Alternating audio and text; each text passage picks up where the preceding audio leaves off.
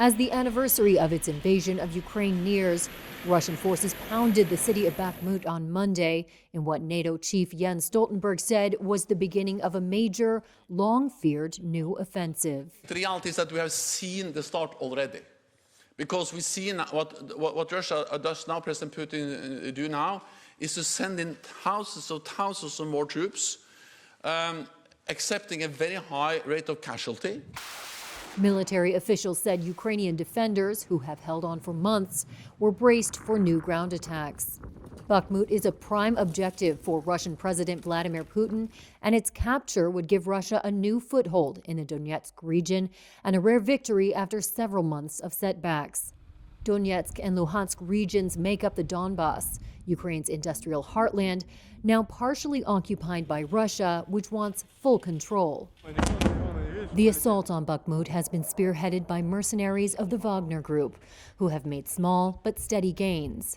The renewed Russian bombardments made the situation there even more acute.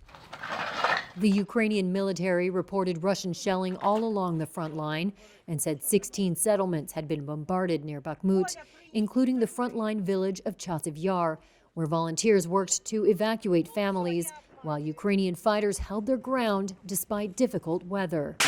Unit Commander Anton Fedorenko called the territory home.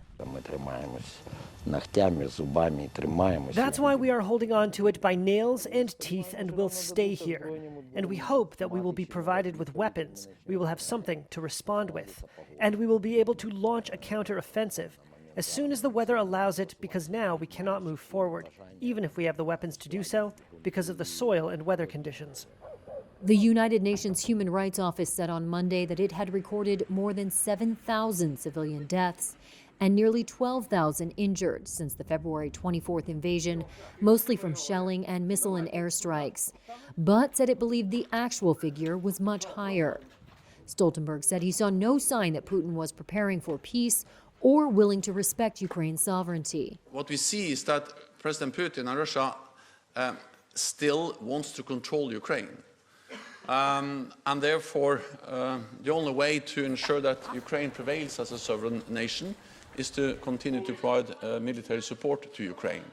Stoltenberg said NATO allies were now beginning to consider sending aircraft to help Ukraine's defense, saying help is urgently needed.